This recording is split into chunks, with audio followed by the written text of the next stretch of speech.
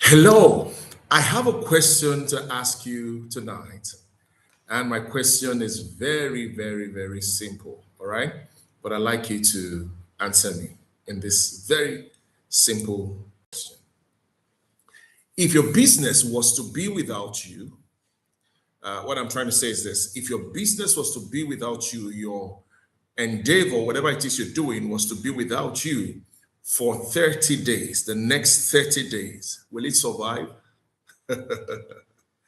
I want you to answer that question, and that will become the leading theme for our discussion tonight. I want to especially welcome you to Uplift with Pinel.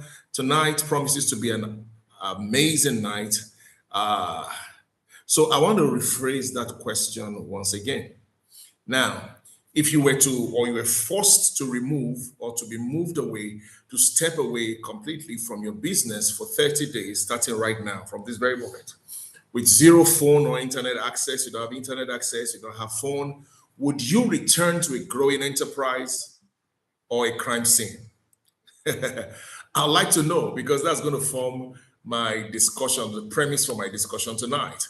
Wherever you're joining from, I want to especially welcome you and ask that you kindly get somebody on board, because it promises to be amazing time tonight. I am seeing that there are people already joining. Thank you for coming on board. I'm seeing someone. Okay, that's yes. Godwin Philip, good to have you. And everyone that is joining me on Facebook, I want to especially welcome you. Kindly mute yourself so that we can, you know, hear. We don't have an interruption or interference in our talk as we move on. So I want to especially thank you for taking out the time to be here. Now, this is the part two of Business Acumen. For those of us that joined last week, you'd agree with me that we started on a very good note. We're going to talk about business acumen, particularly the numbers. And if you remember last week, I took us through what it takes to put numbers together when it comes to business, particularly finances. Okay. So we talked about what revenue is, what income is, what is a balance sheet, what is a statement of accounts, and all those kind of stuff. All right. Now, but today there's something that is happening around me that I want to use this opportunity to, get to address. In the process of our discussion tonight, one of the things you're going to realize is that not everybody is actually doing business that is going to outlive them yet. What many people are doing at this point is called hustle. And then the challenge with that is the moment you are out of the scene, it dies. But it's something I want us to look at tonight that will help us. Okay? So tonight I want to look at the value or the value equity mindset. Value equity mindset. Moving from revenue to asset creation. If you're writing, you want to write that down. Moving from revenue to asset creation. If you're joining me on YouTube, kindly share and put a comment. Let me know you are there. Just put your name there. Let me know you are there. You'll want to quickly get somebody on board because we want to move as quickly as possible. As it's my custom, I intend for us to be out of here in the next 1 hour. Tell me.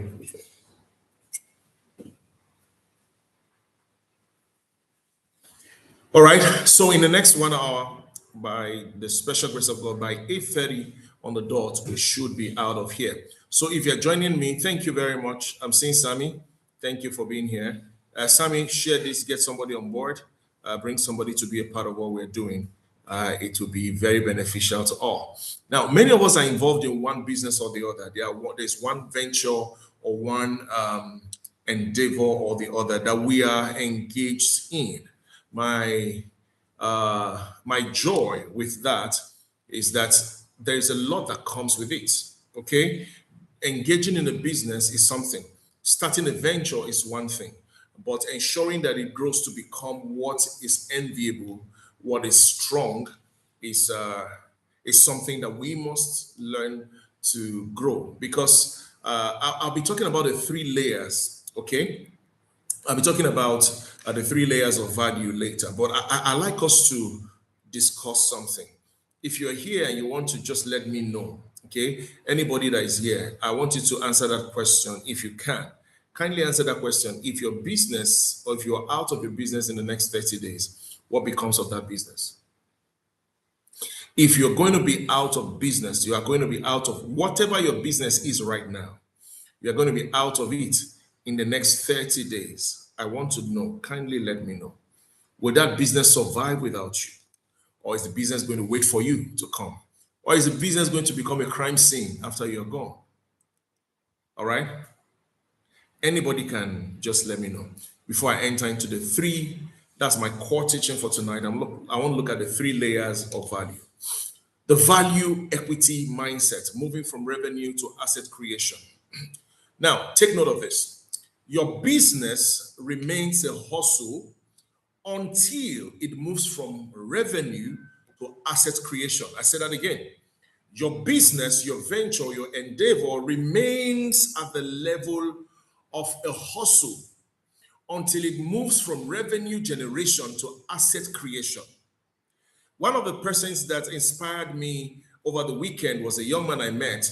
Oh, I was really inspired by him. And of all the people that met me, different questions were coming. I'd like you to mentor me on this. I'd like you to mentor me on that. And it was beautiful. I had a great time and I was very excited to meet young people, enterprising people, people who were ready to make a change. And they were engaging with me. I was really grateful. But a young man stood out for me. Who was this young man and why? The young man is a young man who has some businesses he's doing, but there's something he came to me with that was a challenge. And that's the fact that he came and he said that, sir, I have a goal, I have a vision, I have a drive that between now and the end of the year, I want to start earning in dollars. Meaning that he's earning in Naira right now. There are a few things he's doing right now that are earning, that he's bringing in money. But now he wants to scale. He wants to get to the point where he will be earning in dollars. And I'm going to talk about that later. That's a third level or the third layer of value, right? We call it scalability.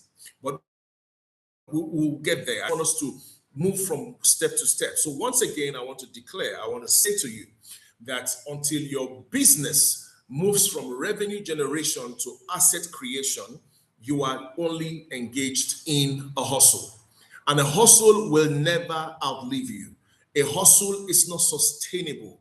A hustle cannot survive over the long haul. The reason is because a hustle will always depend on the hustler.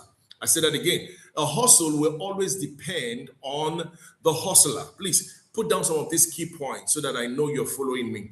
And don't forget, get somebody on board. Let them subscribe to the YouTube channel.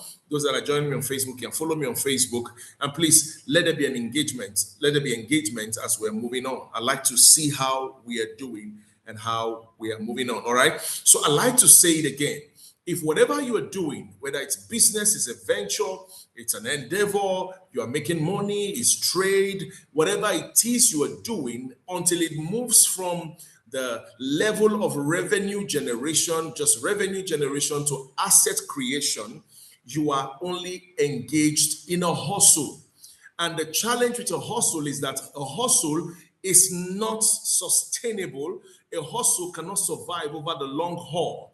A hustle cannot become something to rely on. It's not reliable because the hustle depends on the hustler. The day the hustle or the hustler disappears, the hustle dies. I said that again. The day the hustler disappears, the hustle dies. It's the reason why particularly me, I don't use the word hustle when I'm talking about business. People are doing business. People are engaged in businesses. I like to use the word business, all right? So the word hustle for me is like living from hand to mouth. It's like engaging in a venture that just takes you by, all right? And that is not the aim of what we're doing. Every of my mentorship session, if you notice, you hear words like sustainability. You hear words like the future. Why? Because it is the future that matters. The justification of today is tomorrow. I say that again. Please, I'll be saying a lot of things and I want you to be as fast as possible. Please get them as quickly as possible. For today, or rather, what we call today, okay, is only justified by tomorrow. The justification of today is what happens tomorrow as a result of what we do today. So, whatever you are doing right now, whatever you're doing today, if it does not have a commensurate impact on the future which you are looking at, which is tomorrow that you are considering, then you are hustling. And my fear is that the hustle will always die when the hustler leaves. The hustle does not survive the hustler. Now, what I want you to do today is to begin to look at yourself from a different dimension. So I want to bring to you what I call the value equity. All right? Sorry. The value equity mindset. Value equity mindset. There is what we call value. Many times people do not understand what value is. And even if we understand, sometimes it's a bit difficult for us to, articulate what value really or truly is. Value, like I usually say, is something of worth that meets a need. Simple and short. So in case somebody will give you there are many people that will give you different definitions of what value is. But in my own context and the way I make people understand in the little way that they can understand and grasp is very simple. Value is something of worth that meets a need or needs. Something of worth that meets needs or that meets a need is value. And I want to look at how do we begin to develop what we call value equity mindset. The first thing you must note is that it is your mindset that determines your reality. Until it shifts in your mind, you cannot have it in your hand. I say that again. Until it shifts in your mind, you can't have it in your hands. Now, this is what happens. If you must move from revenue, just revenue generation, to asset creation, something must first happen to your psyche. It must happen in your mind. Your mentality must change. All right?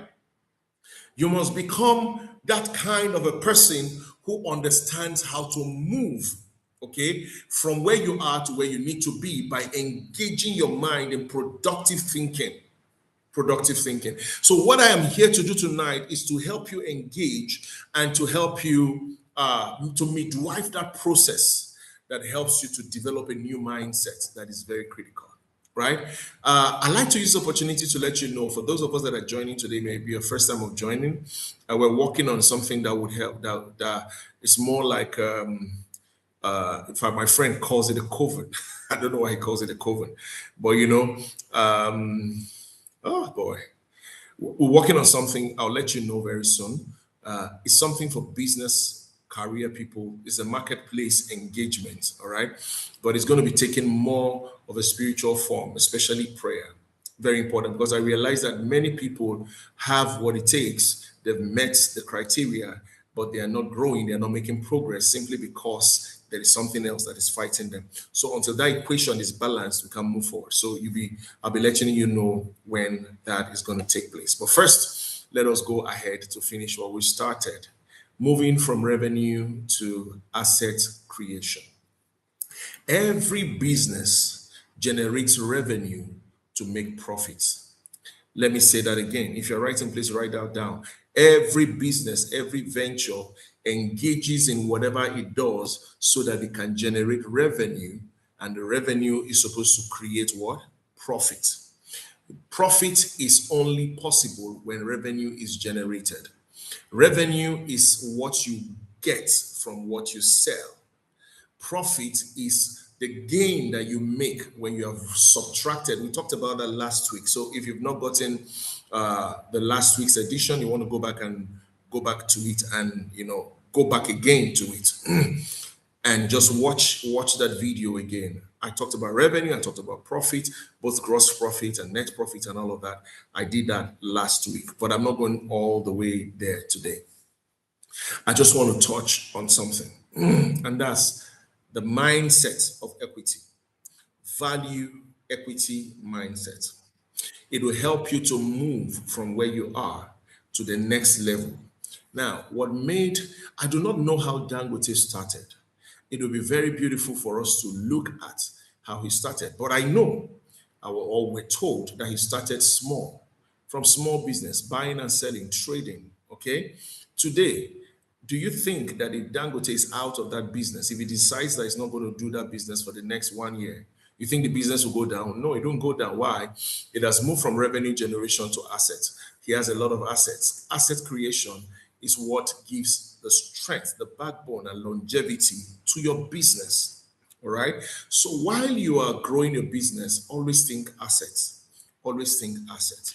You cannot sell revenue, but you can sell assets. Can I say that again? You can't sell revenue, but you can sell assets. Revenue, as a matter of fact, is money that you generate from what you sell, right?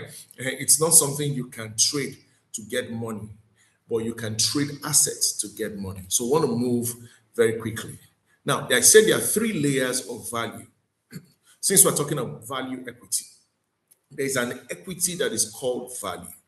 And this equity that is called value has three layers. Okay? Value is an equity. Equity is something of worth that you own that makes your business strong or solid, that you bring into your business to make the business work. Okay? So there are values that are equity. Do you understand now? For instance, now, when you want to go into partnership with someone, they'll say, what is your equity contribution? What they're saying is that, what are you bringing to the table? Equity is that thing you bring to the table. So value is an equity. It comes to the table because it has worth and it meets needs. All right. So the first layer, I like to, because of today, I just want to see how we can move as quickly as possible and get as many as possible to be a part of what we're doing. So please, if you have not subscribed to my YouTube channel, kindly go to @Nelson Ogohi and subscribe. And if you're joining me on YouTube and you have not, let me know you are here. I want to know you are here. So please put a comment. Let me know you are here on YouTube, on Facebook also. Some of the nuggets that I'm raising and sending across, I like you to put them in the comment section, the comment box, so that I know that you're part of what I'm doing and I know you're following. All right. Don't forget, it's a mentorship impact session. I'm teaching a lot all the time, and I need to know that what I'm saying is making sense to you. And also, if you have questions you want to ask, please put your questions in the comment section. But the comment section, yes, section of the video, and I'll see it and answer as prompt as possible. All right. So I move on. Your venture. Some of us were into trading. Some of us were into what now? Just think of anything. Catering. I think last week I used a lot of catering services. Some of us are into transportation. Maybe you own a taxi, or you own a vehicle that you use for Uber taxi, Bolt, InDrive, whatever it is you use. All right. All of those things are ventures. They are businesses that you engage in. Now, the idea is that at the end of the day, whenever you go out, you want to bring in money, and that's revenue. Revenue is not profit. Profit is when you remove your transport, or rather your fuel cost. If you're a taxi driver, the money you used to eat and every other thing that you did, you remove it. What is left is your profit. But first of all, you need to know that you need to bring in revenue. And I'm saying today that if it's only revenue that you bring in, day out, there's no system in place to drive equity, right?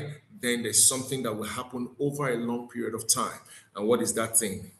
Your business will either remain stunted, will not grow beyond you, or will die after you leave. So if you are a business person today, please engage in value creation, or what I call equity value creation, equity value mindset. All right, or value equity mindset. Let's go ahead. Layer one. If you're following layer one, I'd like you to help me write it down. Utility. Layer one is simply called utility. What does that mean? It means you sell a good or service, you engage with high effort, you have instant cash flow, but there's zero long-term leverage. That's utility. At layer one, what you offer is in abundance. Let me take it one more time. When we talk of utility, we're talking of hustle. We're talking of that place of you have something you are doing, a business that you are engaged in, right? But it's at the base level, meaning there's really nothing added to it. That thing you're doing, many other people can do it, and it's an abundant market. There are many people that are doing Uber. Many people cook. Many people do, they sell food. Many people trade clothes or sell clothes. Many people are engaged in catering services. Many people, you see, there are many things that many people do. If all you do is at that level, you are at the layer one of value creation, which we call utility level or utility layer. At the utility layer, you sell a good, you render a service. But this is how it goes. There is high effort, meaning there is exertion of energy. You are there every day. You have to be engaged in it. You have to bring something to the table every day because without you, it will not succeed. Another attribute of a utility layer of value is that there is instant cash flow. Money comes, money goes. You go out every day, somebody will book a ride. You will come back with something that there's cash flow. Money is coming in and out, coming in and going out. But also there is something else. There's something else that adds to that, which is also a feature of the utility layer, which is that there is no long-term leverage. The day you fall sick, what happens to that business? The day you are not available, what happens to that business? So you see, there's high effort, there's instant cash flow, but there's zero long-term leverage. Now, at layer one also, we also say that what you offer is in abundance. I give you an example. Somebody says, what do you do? I do accounting. That's abundance. It's low margin, it's low level, it's easily replaced. There are many people that do accounting. Oh, are you getting me now? I want you to understand now. At the utility level, you are at the very base of the pyramid. You know, when you have a pyramid, like a triangle that goes up, at the base is wider. You have more people. At the top, you have less people. We are moving to the top. But at the bottom, we have many people. And at that point, we say that what you are offering or the business you are engaged in is in abundance. That's at the abundance level. It's low margin, meaning that you can also be easily replaced. If you are at that level of business, at that level of venture, you can easily be replaced because there are many people that offer what you offer. And I'm saying this because there's a need for us to begin to move. The idea is for you to get to what we call value equity mindset. You must move, first of all, from the first layer of value, which is utility. You are not going to be the best at what you do, or you're not going to earn much, or you're not going to become a household name simply because you offer what every other person offers. If what you offer is at the level that every other person offers, you are not the most preferred. As a matter of fact, there may be other people that are doing exactly what you do. So for that reason, you are the low margin, you are the low level, you are easily replaceable. You are easily replaceable. Thank you very much, Amina. Good to have you. Layer one, utility. Absolutely. Layer one, utility. I want to move to layer two because there's a place I want to really focus on, layer two and layer three. But layer one is something that everybody knows. You're engaged in something that you're doing, and there are many people doing it. You're in layer one. Meaning that if you're not there, there'll be other Uber drivers. If you're not there, there'll be other people selling food. If you're not there, there'll be someone else that does what you do. And it's in abundance, not just one person. There are many people at that level because the utility level is the base level, is the low margin, is the base of the pyramid, and there are multitudes of people in that layer. Layer two is what we call scarcity layer, or what we call the brand layer. At this layer, you command premium pricing because of your reputation. So many people remain at this level.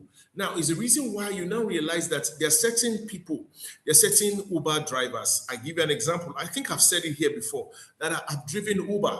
Oh, yes, I have. I'm telling you, right?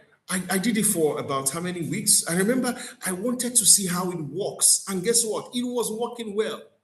Now, it got to the point where certain people had my number. They didn't know that I'm not an Uber driver by profession. I had something else I was doing. Okay. But people had my number. They were calling me. And that's where I'm going to. That's the second level, scarcity, reputation. Your reputation is now commanding high level of demand, and pricing. Then scarcity, the reason why I call it scarcity is because you see, you are no longer at that level where there is abundance. You are the level where you are in a class that is scarce. Not everybody is still you doing the business. You are still the one that is there. Is you are the one that is being looked for or looked or sought out for. However, you are still hustling. It's just that you are hustling at a higher level, or your business or the level of what you do is higher than the normal. So you're not just an accountant, you are an accountant with a difference. Are we together now? There are certain other things that you can do. For instance, I do accounting. Everybody does accounting, all right? But credit risk management. Well, for instance, you ask me what do I do, and I begin to tell you I'm an accountant with a specialty in credit risk management. Do you know what that makes me? Scarce. I am not at the level where every other person is anymore. I am now at a level that is higher, that is scarce compared to the base. So I wish I could draw it for us. Oh my God. And I have my board on the other side. My board is on the other side. I wish I could put it on the board so that you can see it. You see for yourself that a pyramid, if you can draw like a triangle and divide it horizontally into three. The lower level is what we call the utility level. The middle level is what we call the scarcity level, right? Or the brand level. Then we have what we call the topmost level, right? Which I'll get to later. But the second layer is where we are. The first layer is the hustle layer. The first layer is the utility layer. The first layer is the layer that everybody is like you, that does what you do. So the second layer is where we are at now, which is scarcity. You create scarcity. Listen, please help me write this down. Help me write this down. You create scarcity and premium when you become reputable. Reputation creates scarcity. Have you noticed that certain people that have reputation in a particular field are always scarce to get? Everybody does. I'm using different opportunities now, different ventures, different businesses to help us understand. Everybody does accounting, but everybody is not a credit risk manager. Everybody is not a credit risk expert. So that creates scarcity. It's a level that creates scarcity. The challenge with you is that there is no scarcity. You are just at the same level with every other person. So nobody is really seeing you higher or putting a demand on what you have, which is higher than what every other person has. Everybody is a lawyer. Everybody can register a company for someone, but not everybody is a property development lawyer or a property lawyer or a tax lawyer, or what do you call it? Just think of all different kind of, because there is a level of scarcity that comes when reputation grows. So scarcity is dependent on reputation. At the scarcity level is that you are now becoming a brand. And for those that understand brand identity, brand management, creation of brand, personal brand, whatever it is you are talking about, your brand is, as a matter of fact, directly proportional to your value. Demand also is directly proportional to the brand level that you command, or the brand authority that you command. Not everybody will seek for, what do you call it now? There are many lawyers, right? But there is a lawyer you're always seeing on TV. Have you noticed that? There's a lawyer you're constantly seeing on TV. What's his name again? Who can help me? Just put it there. You are always seeing him on TV, especially when we talk about human rights law and all of that. We say human rights lawyer because everybody is not a human rights lawyer. But we're talking about human rights lawyer. There are a few names, but there's one you're always seeing on TV. Whenever there's something, and even sometimes political, when there's something that happens that has to do with the people and all of that, there's somebody you are always seeing. Let me put his name there if you can remember. Oh, please help me. Are we following? I want to know you're following. If you're in Nigeria and you watch television, there's somebody that they will always call to come and talk about, to come and give premise to certain decisions, to certain policies that has to do with the people, because it's a human rights lawyer, and not just a human rights lawyer, a very notable one, a reputable one at that, who can help me. His son is a singer, or is a rapper now. Is he a rapper now? A singer? Is a music? Is a celebrity? Help me. Who do you think that person is? Are we following me at all? If you're following me, let me see. Let me see. Anybody's putting it there. Anybody putting that name there? I want to see that name. I don't want to call it. I don't want to call his name, rather. I want somebody to help me get that name. Okay, I just move ahead. Okay, thank you. Yeah, that's one. That's one. But this one is not. Is high. Is higher, a bit higher than this. It's more popular than Deji. So yes, Deji Adeyanju is a human rights lawyer. He's always been called and all of that. This one is an elderly person. Thank you very much, Femi Falana. God bless you, Femi Falana. So Deji Adeyanju is one of them. You're very correct, Amina. And of course, my wife, Femi Falana. Now, you will always see him on TV. Every time you're wondering, there are many people they invite to television to, to interview them on specific policies and all those kind of things. But he's always the one they bring most of the time. They bring other lawyers, okay? Yeah, but he's one that comes more frequent than the others.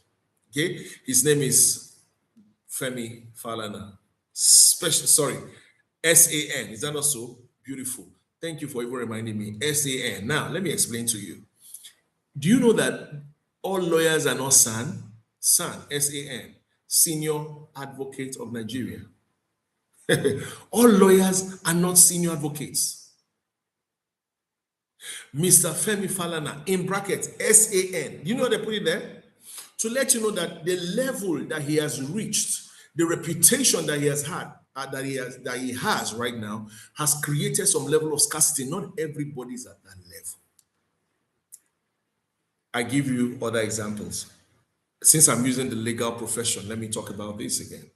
Now, do you know that 2027 is coming? Elections are coming, general elections are coming. There are specific lawyers that will always be at the forefront in the election tribunals. The petition tribunals, you always find them there. Why? Because those ones, you can get any other lawyer you want. But these ones, they are the ones that people run after, especially the big politicians.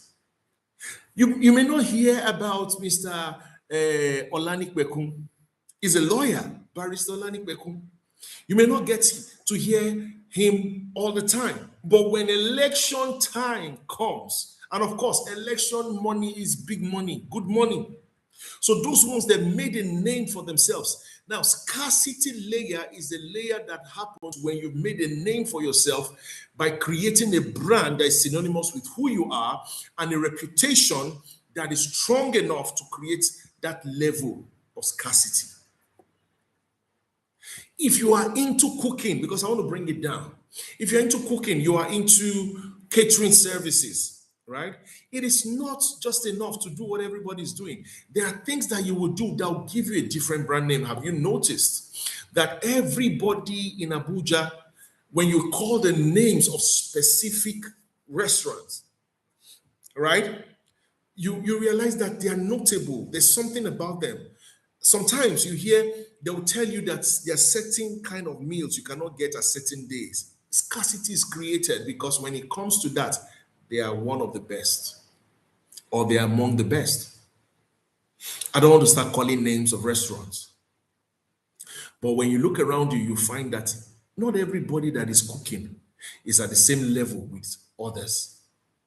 There are people that are cooking and are not getting noticed, but there are those who are doing the little that they can in their little space, but everybody notices them. Are we together? So what I want to do tonight is to take us to layer 3, and then I'll give us opportunity to ask questions. Well, let me finish with layer 2. I'm still on layer 2. Now, the business in layer 2 still relies on your personal presence, even though there's scarcity. Okay? Now, I'll tell you what makes Femi Falana or his chambers different that has gotten to layer 3. Because layer 1 is utility. I'm a lawyer. I'm an accountant. Everybody, there are many people in that stream. The river is full. Okay, then you move forward. I am a human rights lawyer, or I am a credit risk specialist, expert in accounting. You have scaled a bit, you have gotten to a place of called scarcity. At that level, not many people are there. Yes, however, it's still dependent on you. Don't forget, we're talking about value equity, right? And it's value equity mindset that we want us to develop tonight, so that you begin to realize that your value is an equity. Your value is currency. You can use it to trade. You can bring in a lot through your value. Okay. So you have to move it from layer one, which is utility level. Everybody is swimming in that river, to the next level, which is scarcity level. Very few persons are there, right? Yet it still depends on you. Don't forget, when we're talking about the first layer, it wasn't dependent on, it was still dependent on you, right? And then there are many people. Okay. Then we now go to the second layer. It's There are not too many people, but it's still dependent on your presence. The day you are out, the business still dies, right? But what happens in layer two is that you make your value rare. What happens in layer two is that you make your value rare. Your value is not on the street everywhere. Okay, everybody sells akara, but not everybody sells corporate akara. I don't know what it is to you. I know what I'm saying. Everybody fries yam, but not everybody fries corporate yam. You know why I call it corporate yam? There are some people that engage in grills with yam and all of that. There's a way they package it is different.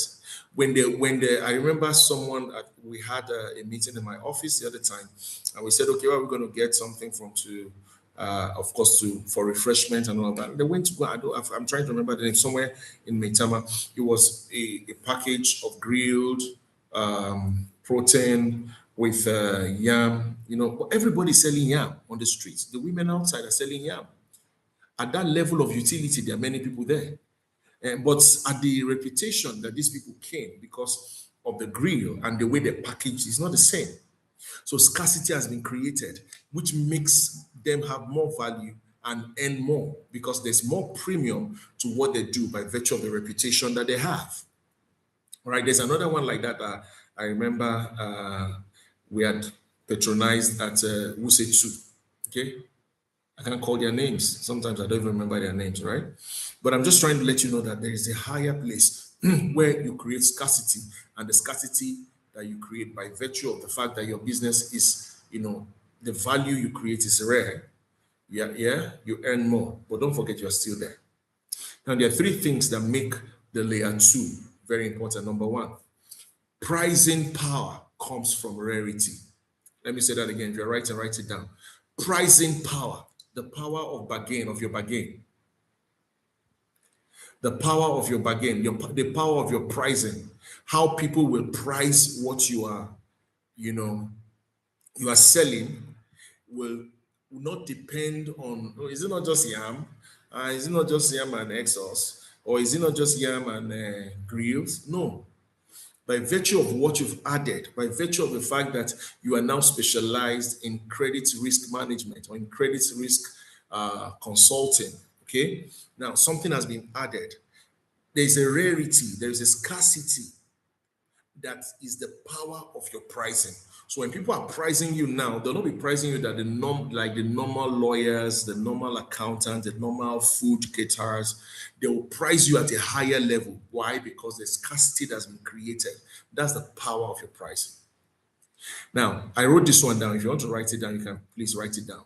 Economic value is driven by supply and demand.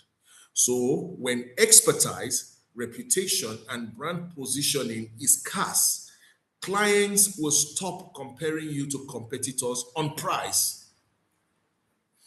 During my last session on Saturday in the program where I went to speak, I told them about a story about someone who once met me and said he wanted me to do a business plan, business development plan for him.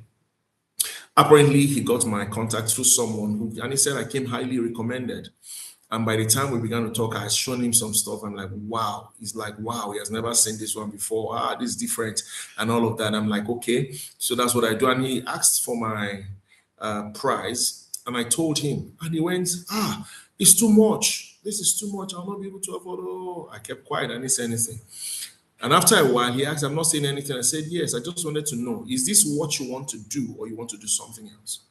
If this project is what you want to do, then I don't see why you would say this price is high. And I told him, I said, it's because of the person you're coming through. If not, I would even charge you more because I don't charge like that. I've given you a lot of discount. And he made a statement that made me to, you know, we ended at that level because I couldn't go forward. He said, there are many people that are doing business plans these days. You go online, you see all of that. And I'm like, wow.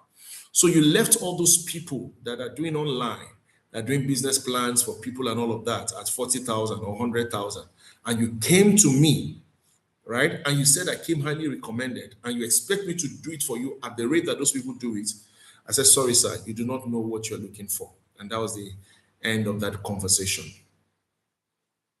I don't go down on no pricing. No, I won't do that. You know why? The value that I'm creating is rare. I do business plans that are World Bank standards. I'm telling you the truth. I do business plan that is World Bank standard. I do when it comes to documentation. When I bring out my documents, you can compare it to anywhere, anyone in the world. It is professional to the core, to the teeth. I give my best. It is top notch. It's excellently packaged. And you come and you want to price me like the normal small boys that are doing all these things out there. No, what I give, the value I give is rare and I understand it. All right. So you transition from taking whatever rate the market dictates to commanding a premium. So you realize that have you noticed that it's not everywhere you go to that you drink water that is the same price. This bottle of water that I'm holding in my hand on the street can be how much now? 250? Yeah, 250 naira, thereabout, or 300 naira, thereabout in Nigeria. If you are taking this same bottle of water, or whether it's Swan water, because in Transcorp, it's Swan water. You are taking the bottle of Swan water, the same Swan water that you buy on the street for 300 naira, 250 naira. You enter into Transcorp Hilton because the value, the rarity, the scarcity that is created by that place, the reputation that it has, you will not buy that same water at 1,000 naira. You buy it close to 1,500 if I remember the last time I was there. What is the difference? The same water, right? The difference is that you have the liberty to now, what do you call it now? Command a premium on what you give because of the rarity or the scarcity of the value that you bring into it. Number two, high differentiation, high dependability. High differentiation, high dependability. Now, at this stage, something happens. At this stage, customers are not buying the function anymore. That's what I'm saying, high differentiation, high dependability. Please, if you're a business person, if you're a career person, whatever it is you are today, please take these things seriously. This is business acumen. This is what makes you a good business person, when you know how to move from one layer of value to the other. So at the scarcity layer of value, we say it is characterized by high differentiation, high dependability. What does that mean? Customers are not buying the function anymore. They're not buying the water anymore. What they are buying is the person that is delivering it. And it's the reason why I began to talk about who was there. Okay, it was one of the programs I went to some weeks ago when I was talking to leaders, and I talked about charisma. How that people will buy you before they buy what you carry. The reason why you're not commanding so much revenue, you're not generating so much profit from what you're selling is because there is no value that you have added to it that makes it a reputable one that should be highly valued than what is obtainable elsewhere. So other people are selling what you're selling, and yours has not been different. Nothing is added to it. You have not created scarcity by reputation. You have not created scarcity by value addition. You have not created scarcity by increase, by strengthening of its functions and all those kind of things. It will not be the same. Reputation creates value, and value brings in money at a premium. All right. So we say that differentiation and high dependability because they know we can depend on you. I give you an example. There are people that will give me their work to do. I do business management, I do business development, I do project management, right? There are people now that all they just do, they just send me the document, okay, sir, help us do this, help us do that, and all of that. And they go to rest, they go to sleep because they know that there's high dependability. I will deliver. And when I say this is my fee, they will not say no. The reason they will not say no is because they know that it will always be top notch. There's high dependability. So I can put a premium on what I do. So anybody that meets me and says, I want you to do a business plan for me, and I tell you my business plan is from 1 million and above, it is not because I want to, it's not because I want to usurp you, or rather, what's the name now? I want to cheat you. No, no, no. I want to offer you value at that level. All right. And especially if you want that kind of level, you want something you can take anywhere. Even my printers know that when they are printing for me, when I finish a booklet, a document, and they're putting it in a booklet format and they're printing it for me, it is top notch. The printing is exquisite. When you take it anywhere, it is excellent. And that is what I offer. So when I'm asking you to give me a particular amount to do something for you, I'm not telling you to give me money to go and lounge. No, I'm telling you, give me money that represents what I'm going to give to you. All right? Number 3 is what we call the double-edged sword. Why this is a trap? Why is it a trap?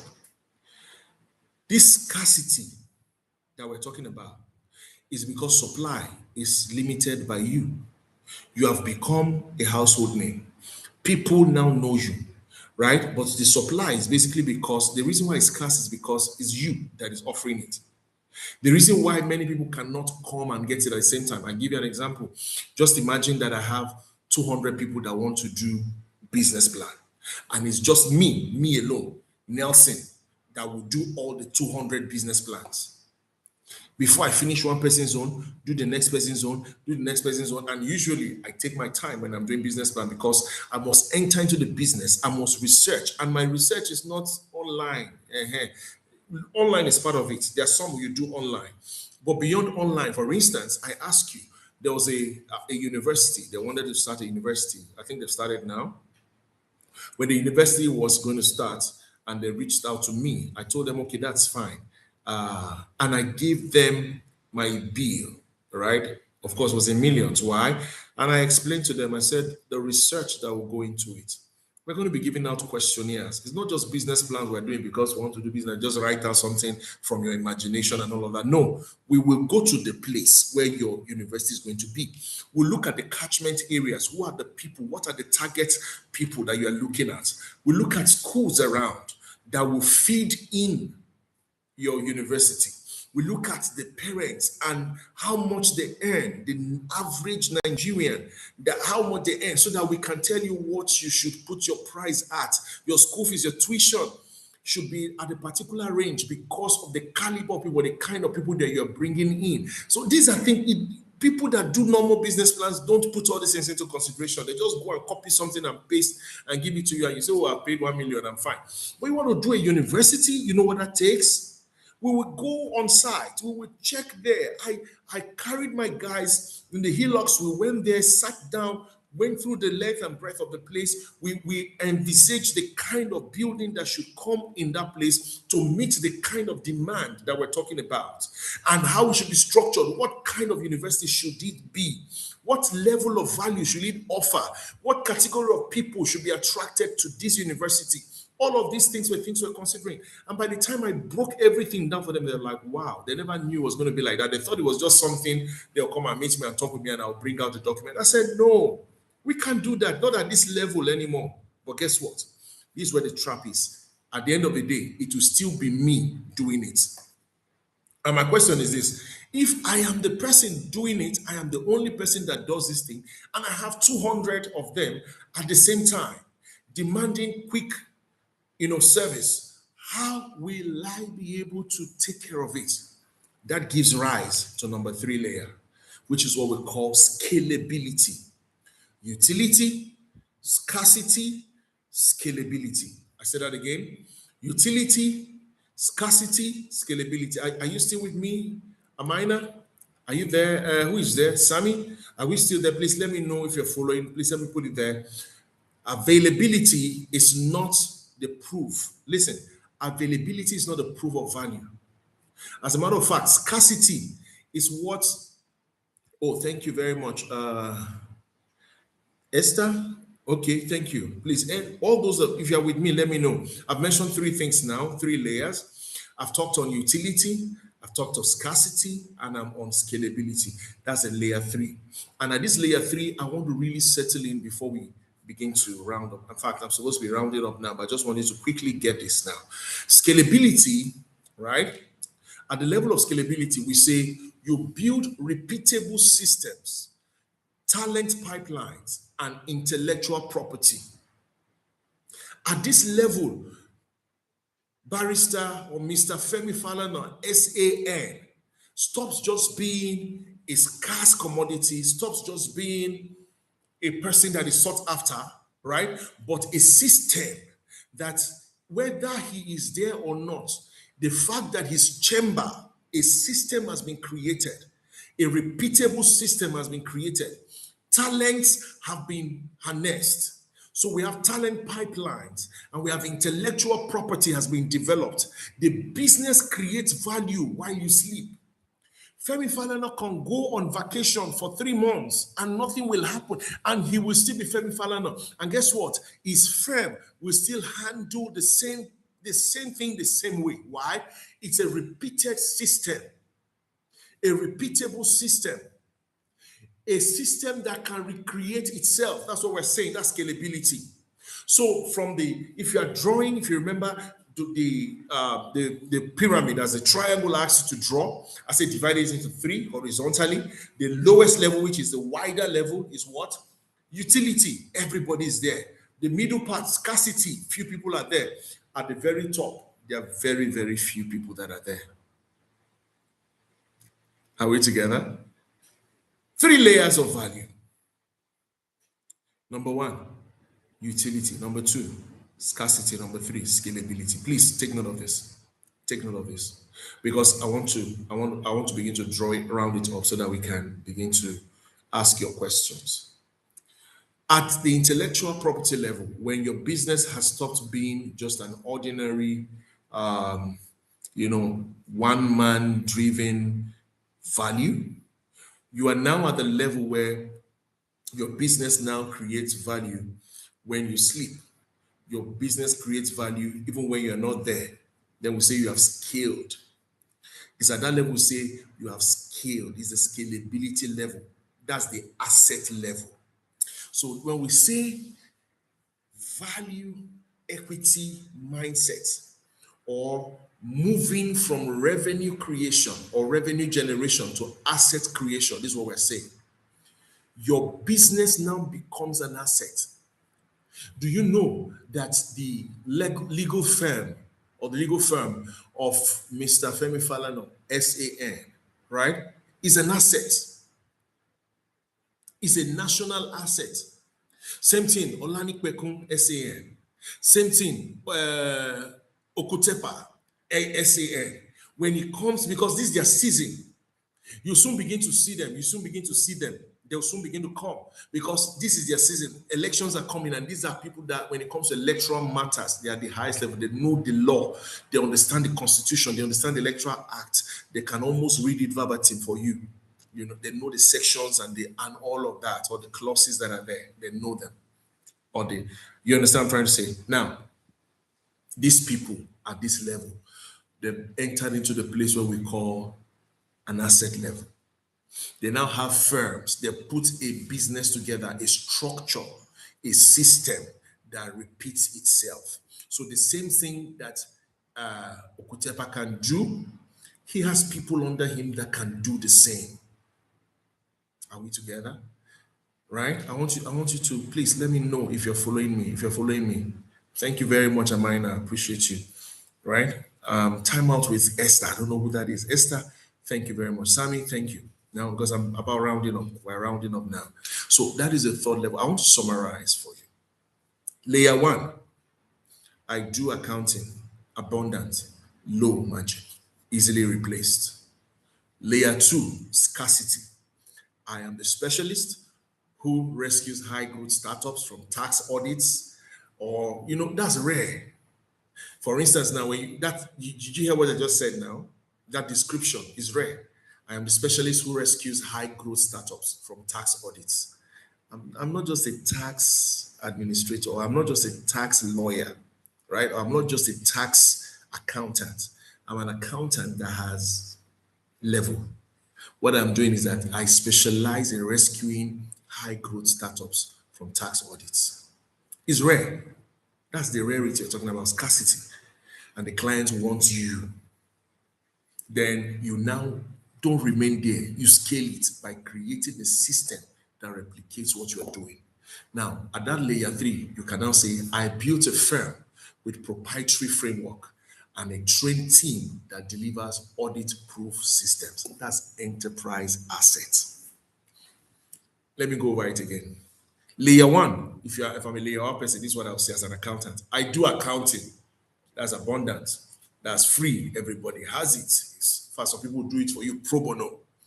It's easily replaced. I can be easily replaced. When I move to layer two, which is scarcity level, I am a specialist who rescues high growth startups from tax audits. I have entered a rare class. There's high margin. I make more money. The client wants me, but it's still me. I have to still be there. And then I move from there to layer three, which is what we call the scalability. At this layer three, I built a firm with proprietary frameworks, meaning the processes, the systems that bring out the result that I have been given, that makes me reputable. I have put it in place in my firm. It can be replicated, right? And a trained team. I have a team that is now trained that delivers this high audit-proof system. I now say I've scaled. I now have an asset. So what I want you to do is to move today from where? Utility to scalability.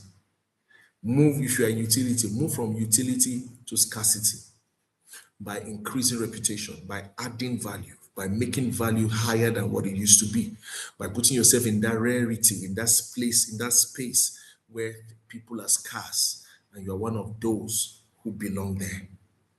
And then also don't remain there. Move from there to putting a system in place, an enterprise in place that now brings together all the systems that you've used to gain reputation and puts it in a place or in a system where it can replicate itself. So that if I have 200 business plans today, I should be able to do that. That's why I have staff. That's why I have people. That is why I have a template. It's called a template. It's a process. It's a procedural step-by-step way of producing a business plan. The template is there. My staff know it. Then they can replicate it. They can do it even when I am not there. That way, there can be 200 of you coming to have a business plan with me, and I will deliver at the same level. Why? What I use to make me who I am, that I can deliver at that level, I've also made it available in my enterprise. That is asset. Value, equity, asset. Value, equity, asset. Moving from where? Moving from utility to scarcity to scalability. Take care of yourselves. We'll see you again next week. I think I need to bring this to a close, except if there's one question. Anybody, please. One question. I want to take a question. If not, we'll move on. Anybody, please. You have a question to ask. I'll be more than willing. I'll be more than willing to answer your question. Anybody?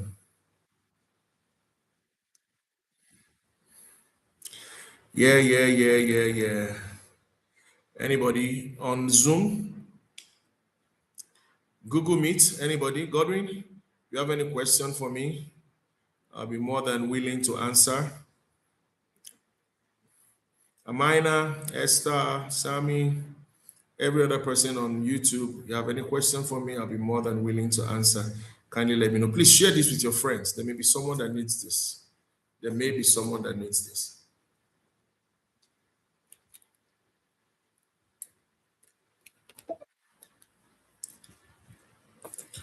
Somebody say something?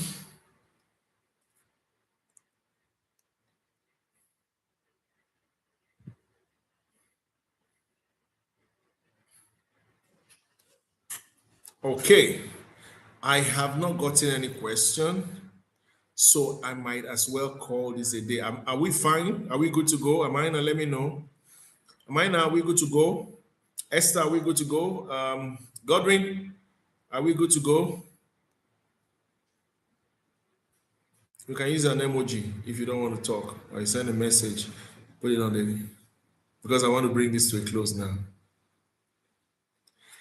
Okay. Without any questions, I think we'll bring this session to a close right now. I want to appreciate you for taking out the time to be here. By God's grace, next week, Friday, Wednesday, we will be going on, we'll be continuing on business acumen. The idea is you will not just be a business person, you'll be one with a difference, right? And I believe very strongly that there are many things that we will learn that will help us become the kind of businessmen that we should be. All right. I want to, on behalf of everyone that is working with me, appreciate you for taking out the time to be here. Thank you, thank you, thank you, and have a good night. Like I said, something is coming very soon. It's a prayer opportunity, a prayer. What do you call it now? No, prayer room, sort of, for business people. So if you are here, you're a business person, you're a career person, you're a marketplace person, we'll be having that time to pray. And when the time comes, I'd like for you to join me. And then, of course, get people on board. 30 minutes, it may be during lunch hour at work, Monday, Wednesday, and Friday, 3 times every week. We just want to pray and encourage ourselves. I'll be doing that going forward. But of course, this class will also continue. The mentorship impact session. I appreciate you all. Thank you for taking out the time to be here. Don't forget to share this with your friends and let them know that we are always excited to have them. Thank you very much and have a wonderful time. Bye for now.